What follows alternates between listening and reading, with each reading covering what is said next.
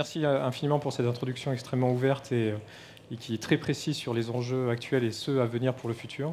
Et je voulais aussi positionner cet événement en fait sur quelque chose de très physique et très local, parce qu'on est sur un territoire qui nous accueille. Et donc voilà, j'ai l'opportunité d'inviter Monsieur le Président de Cœur d'Essonne Agglomération, Éric Brève, voilà, pour nous aussi partager un message.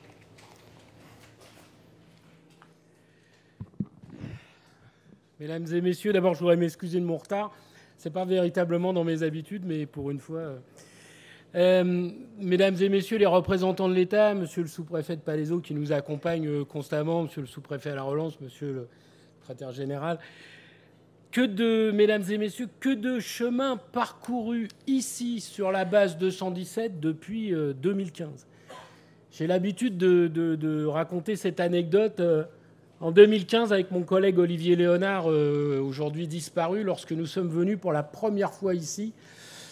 Ça nous faisait l'effet finalement d'avoir gagné au loto et de se dire ouf, comment les choses vont se passer ici, comment est-ce qu'on va porter un modèle innovant. Et nous avons depuis 2015 porté ici sur la base de 117, sur 2 communes, Brétigny et Plessis-Pathé, un modèle de développement totalement innovant.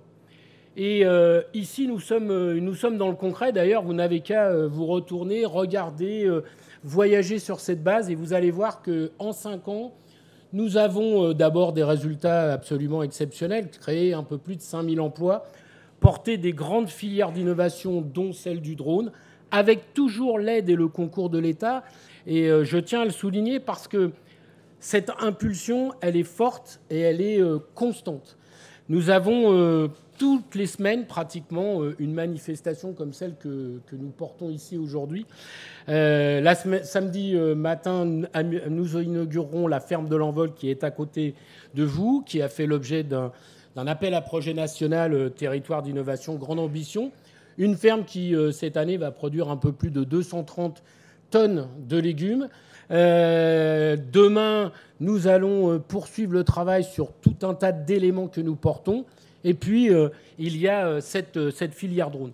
Cette filière drone, c'est aussi, je dois le dire encore une fois, avec l'impulsion de l'État en 2015, nous avons, avec nos collègues, imaginé que nous pourrions porter une filière d'innovation liée au drone parce que nous avions beaucoup d'éléments qui nous permettaient de porter cette filière. Des bâtiments, l'envie, les possibilités et puis une piste qui pouvait nous permettre de porter cette filière.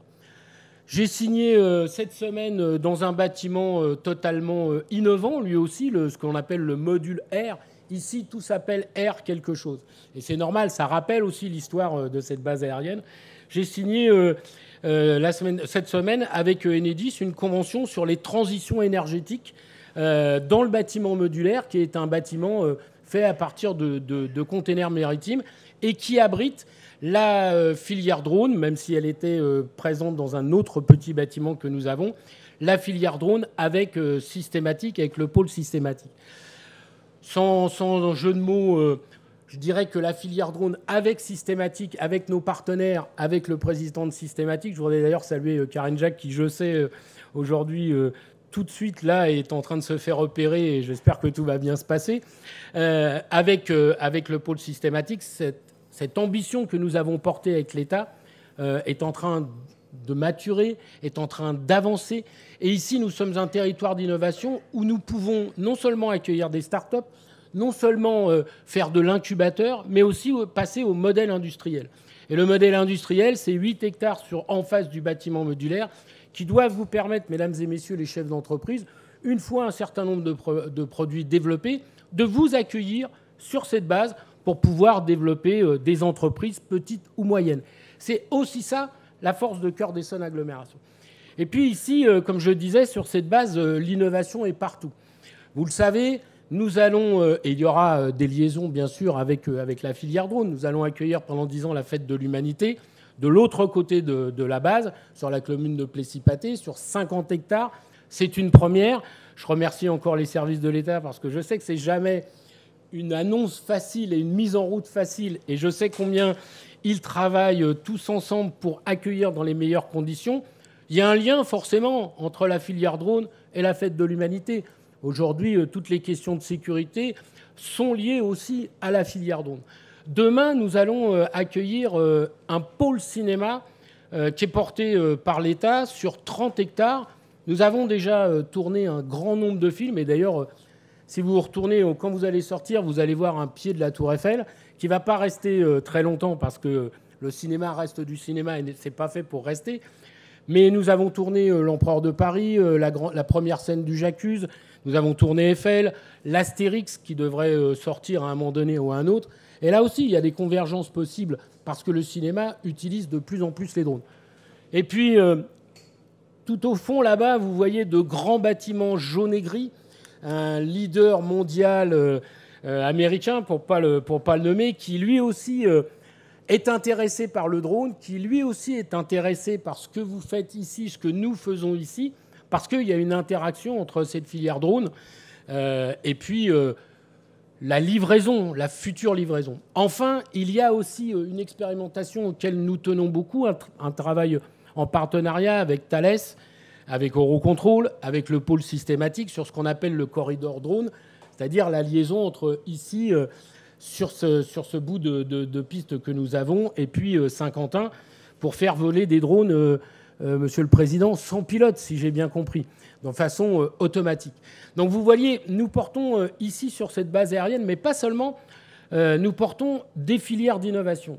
Il y en a une autre aussi auquel je tiens particulièrement sur Cœur d'Essonne, qui n'est pas sur la base aérienne, qui est à Breuillard-le-Châtel, c'est ce qu'on appelle les supercalculateurs.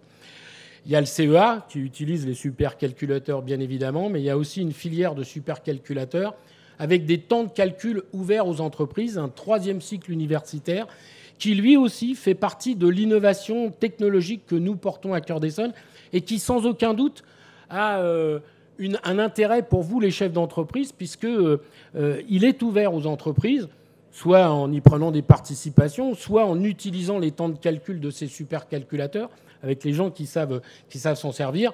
Et le président de la République ainsi que la présidente de la Communauté européenne ont porté aussi ici l'ordinateur quantique qui sera à Breuillard-le-Châtel.